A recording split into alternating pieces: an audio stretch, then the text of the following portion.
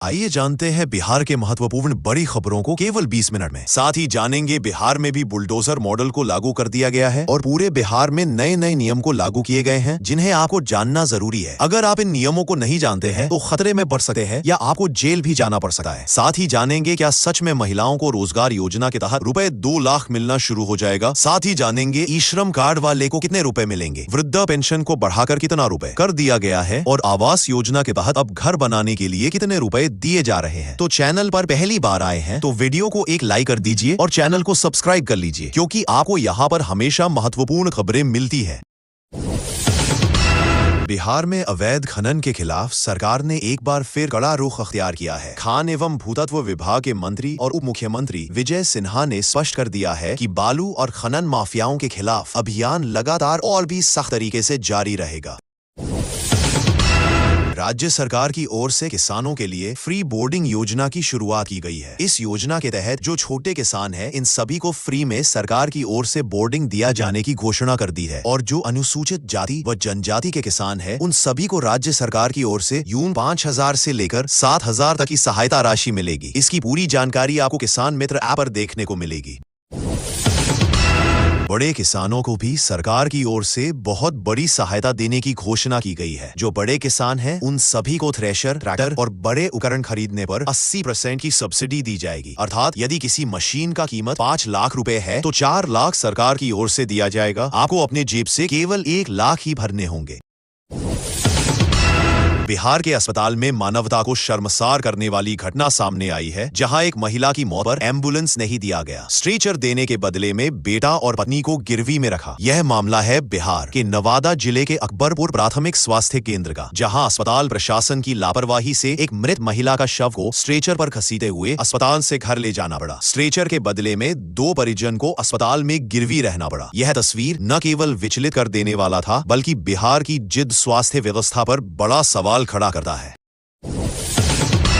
पेंशनधारियों की बल्ले बल्ले, जितने भी पेंशनधारी हैं, उन सभी के लिए बहुत बड़ी खुशखबरी निकल करके आ चुकी है। अब से हर महीने 3,000 रुपए का पेंशन मिलने वाला है, परंतु इस योजना का लाभ केवल उन्हें लाभार्थी को मिलेगा जिनके पास ई श्रम कार्ड है। ई श्रम कार्ड को लेकर एक आवेदन फॉर्म भरने के पश्चात हर महीने 3,000 रुपए का पेंशन मिलना शुरू हो जाएगा।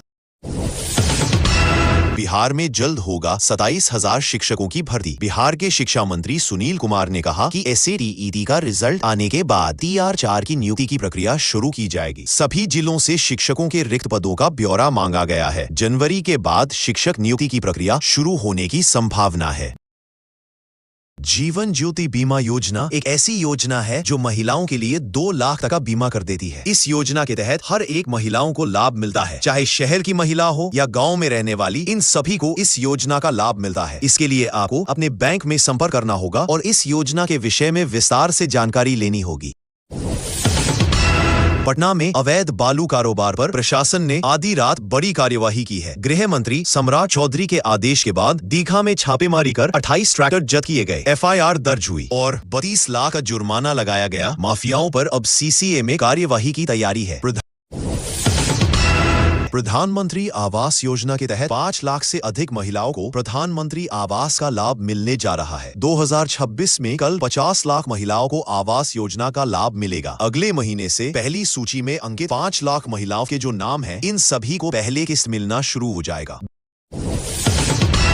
बिहार के बिरौल में कमरकला पंचायत के गम्हामरिया खेत में एक अज्ञात डिवाइस गिरने से दहशत फैल गई। डिवाइस में रंग बिरंगी लाइटें थी, जिससे लोग भयभीत हो गए। पुलिस ने डिवाइस को जब्त कर लिया है। थाना अध्यक्ष के अनुसार यह अब बिल्डिंग के संबंध हुआ है। मौसम विभाग का GPS यंत्र हो सकता है, जिसे SDO को सौंपा गया है।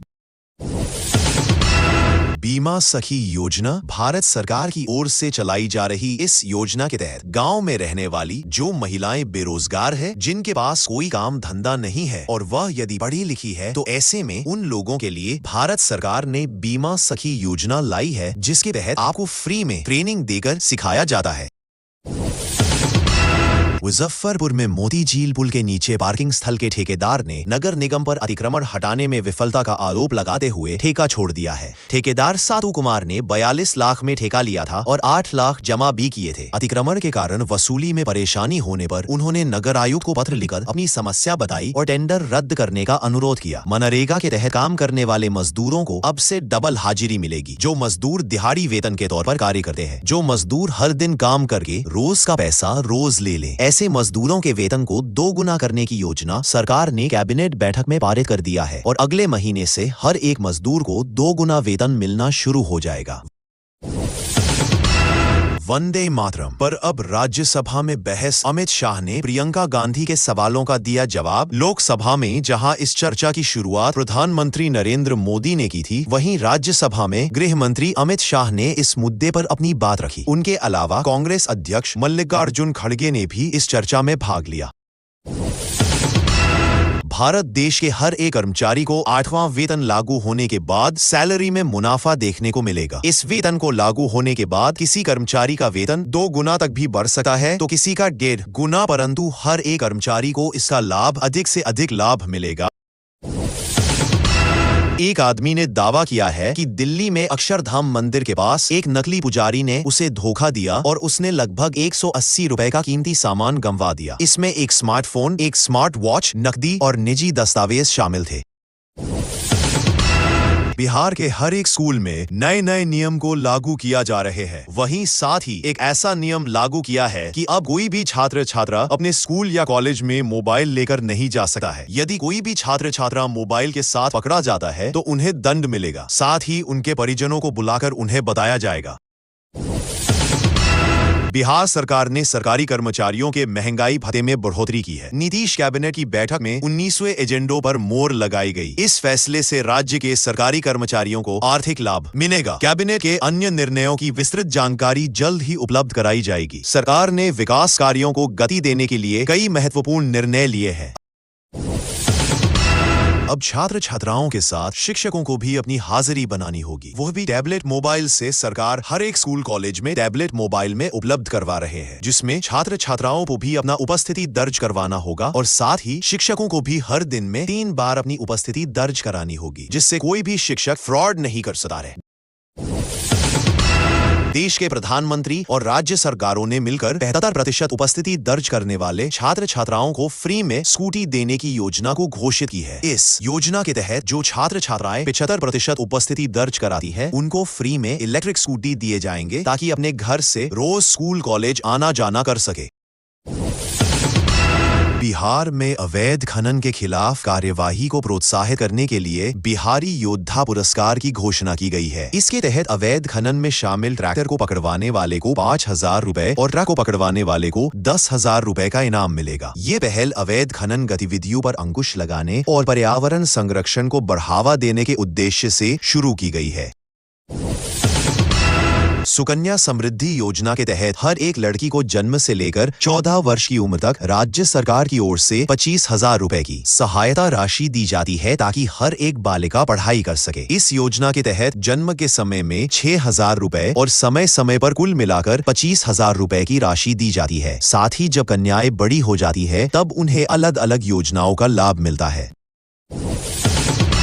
बिहार विद्यालय परीक्षा समिति 2026 से प्रमाण पत्र सत्यापन की प्रक्रिया ऑनलाइन करने जा रही है। अध्यक्ष आनंद किशोर ने कहा कि सत्यापन प्रक्रिया ऑनलाइन होने से अभ्यर्थियों व संस्थानों को अब लंबा इंतजार नहीं करना पड़ेगा। पिछले महीने सहस्त्र महिलाओं को फ्री में सिलाई मशीन दिया गया और ये योजना केंद्र सरकार की ओर से पूर्ण रूप से लागू की जा चुकी है, जिसके तहत समय समय पर आवेदन करने वाले हर एक महिलाओं को जो इसके पात्र है उनको फ्री में सिलाई मशीन दिया जाता है। इस योजना के तहत आवेदन करने वाली महिलाओं को 15,000 की राशि उनके बैंक खाते में ट्रांसफर की जाती है ताकि वह सिलाई मशीन खरीद सके। पटना में अवैध बालू खनन के खिलाफ जिला प्रशासन ने बड़ी कार्रवाई की। दीघा थाना क्षेत्र में छापेमारी कर 28 ट्रैक्टर जब्त किए गए जो अवैध रूप से बालू बेच रहे थे। वाहन मालिकों पर 32 लाख का जुर्माना लगाया गया है। जिलाधिकारी ने बताया कि अवैध खनन में शामिल लोगों पर CCA के तहत कार्यवाही होगी और जिले में अवैध खनन के खिलाफ सघन अभियान चलाया जाएगा। आरटीआई के जरिए सामने आई इस जानकारी में बिहार के कई ऐसे नेता हैं जो संसद के सदस्य हैं और अपूर्व सदस्य के तौर पर बिहार सरकार से पेंशन ले रहे हैं, जिसमें आरएलएम चीफ उपेंद्र कुशवाहा का नाम भी शामिल है, जिस पर उन्होंने सफाई दी है। निष्कलंक महादेव का मंदिर समुद्र के बीच में बना हुआ है। माना जाता है कि निष्कलंक महादेव का मंदिर रहस्यमयी है। यह मंदिर करीब 5000 साल पुराना है। निष्कलंक महादेव मंदिर को गुप्त तीर्थ के नाम से जाना जाता है और पूरे भारत में कुल 5 गुप्त तीर्थ बताए गए हैं। पटना हाईकोर्ट ने टीएमबीयू में नियमित नियुक्तियों पर बड़ा फैसला सुनाया है। कोर्ट ने तिलका मांझी विश्वविद्यालय के दावे को निरस्त कर दिया है। यह फैसला विश्वविद्यालय में नियुक्तियों से जुड़े विवादों को लेकर आया है। पूरे बिहार में अतिक्रमणकारियों पर प्रशासन का सख्त रवैया जारी है। इसी क्रम में कटिहार जिले के कोढ़ा नगर पंचायत क्षेत्र में बड़ा अभियान चलाया गया। नगर पंचायत ने गेराबाड़ी बाजार में वर्षों से चले आ रहे अवैध निर्माणों पर बुलडोजर चलाते हुए सड़क को पूरी तरह अतिक्रमण मुक्त करा दिया। इस कार्यवाही से इलाके में लंबे समय से परेशान लोगों ने राहत की सांस ली है। अररिया में पल्स पोलियो अभियान 14 दिसंबर से शुरू होगा। इस अभियान के तहत स्वास्थ्य कर्मी घर घर जाकर बच्चों को पोलियो की ड्रॉप देंगे। इस अभियान का उद्देश्य पोलियो को पूरी तरह से खत्म करना है और सभी बच्चों को सुरक्षित रखना है। सरकारी कर्मचारियों के मामले में सुप्रीम कोर्ट ने एक लैंडमार्क जजमेंट दिया है। भारत के सर्वोच्च न्यायालय ने स्पष्ट किया है कि सरकारी कर्मचारियों के विवाह के बाद उसका general provident fund GPF nomination अपने आप इनवैलिड हो जाता है। ऐसी स्थिति में कर्मचारी की मृत्यु होने पर जीपीएफ की पूरी राशि पत्नी और उत्तराधिकारी माता पिता के बीच बराबर बराबर बंट जाएगी।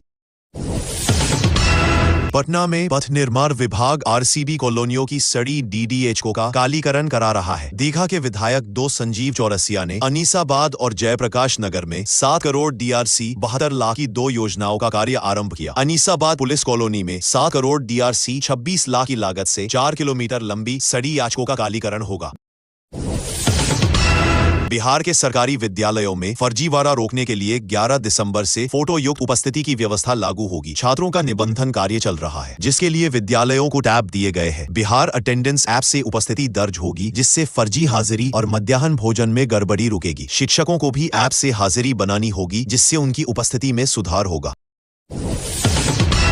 बिहार में ट्रैफिक सुधार का सम्राट मॉडल लागू करने की तैयारी शुरू हो गई है। शहर के जाम को खत्म करने के लिए कैमरे, कंट्रोल सेंटर और सख्त कार्रवाई के निर्देश दे दिए गए हैं। इसके तहत कैमरे लगेंगे, कंट्रोल सेंटर बनेंगे, पुलिस बल बढ़ेगा और अवैध पार्किंग पर कड़ी कार्रवाई होगी।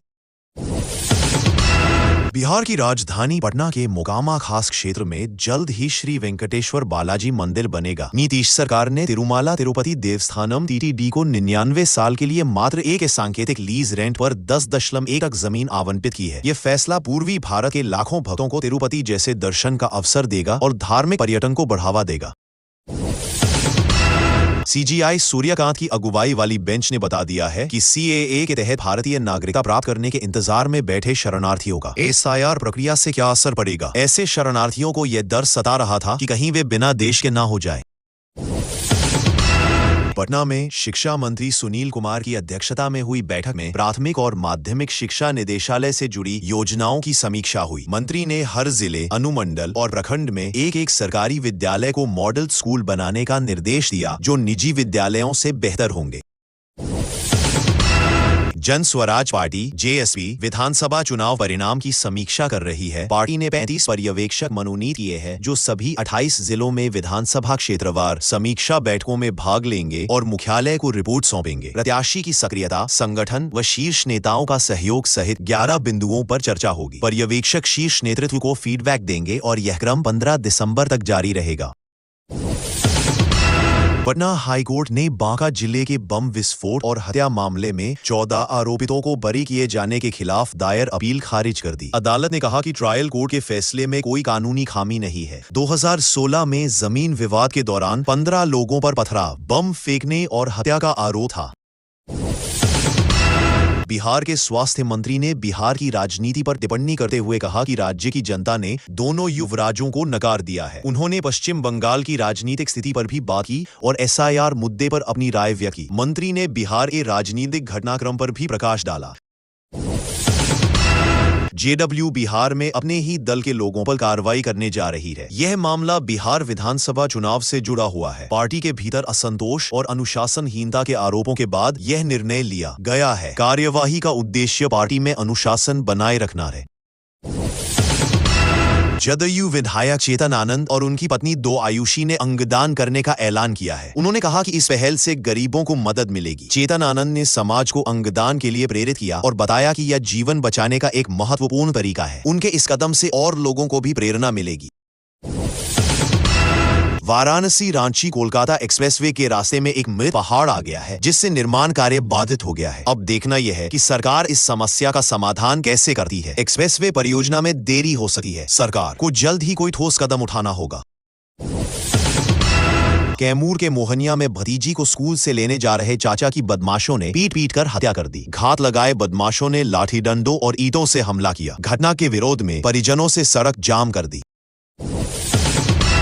नेपाल में भारतीय नोटों पर प्रतिबंध हटने से भारत और नेपाल के बीच व्यापारिक गतिविधियों में तेजी आने की उम्मीद है। आरबीआई के फैसले से सीमा पार के व्यापारियों को राहत मिलेगी, क्योंकि वे अब आसानी से भुगतान घटेगी और निवेश के नए अवसर पैदा होंगे।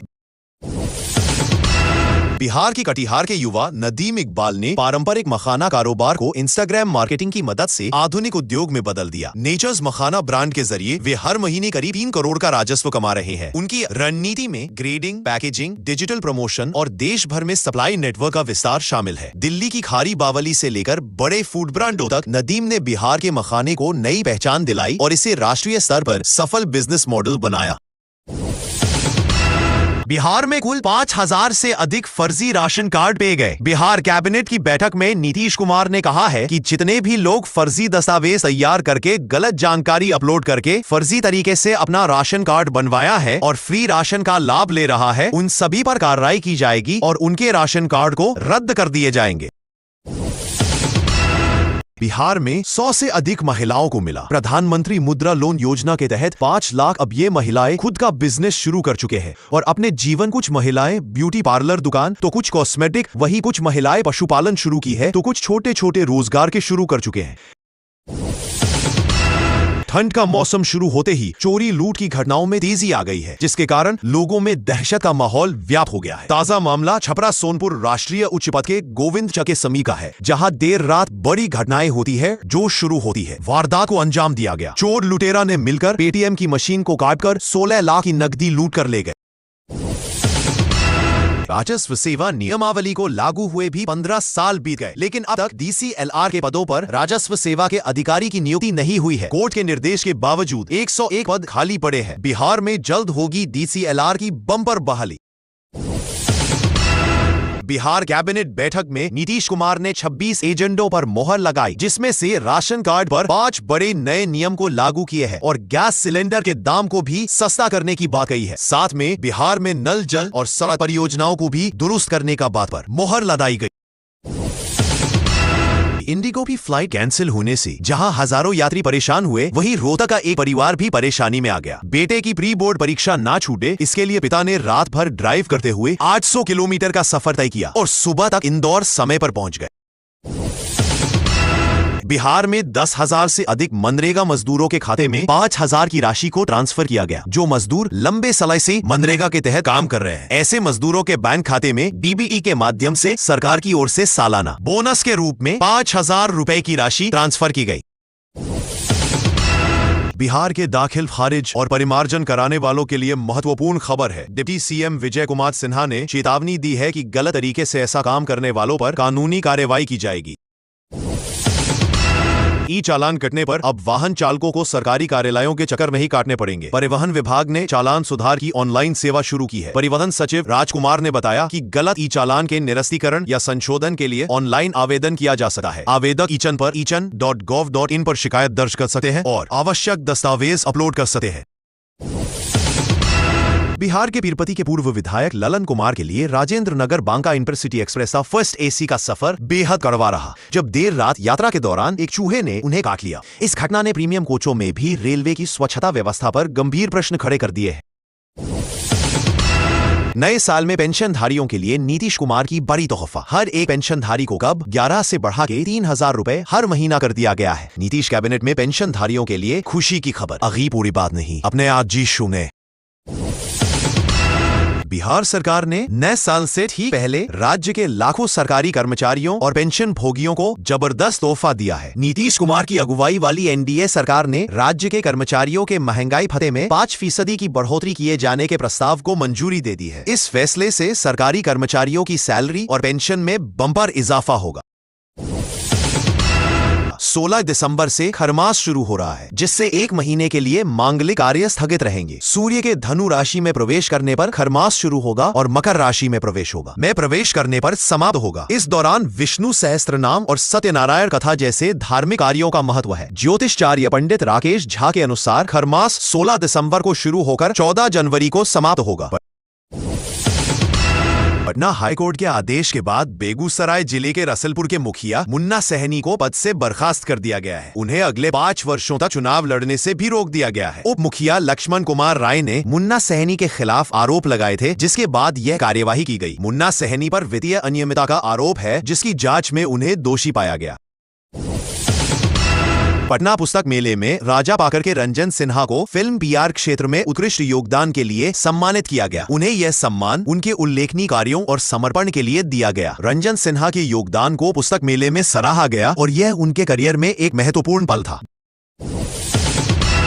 बिहार के कई जिलों से राशन वितरण पर यह आरोप लगा है कि फ्री राशन में घोटाला किया जा रहा है। सरकार की ओर से जितना राशन दिया जा रहा है, लोगों को पीडीएस डीलर से राशन की कटौती करके लोगों को कम राशन दे रहे हैं। यह मामला ने एक गंभीर समस्या बन गई है। प्रधानमंत्री शहरी आवास योजना के तहत राशि लेने के बाद भी मकान नहीं बनाने वाले 10 लाभुकों के खिलाफ कानूनी कार्रवाई की जाएगी। नगर पालिका प्रशासन ने सर्टिफिकेट केस करने की प्रक्रिया शुरू कर दी है। इन लाभुकों को नोटिस देने के बाद भी निर्माण कार्य शुरू नहीं किया गया, इसलिए अब उनसे ब्याज समेत राशि वसूली जाएगी।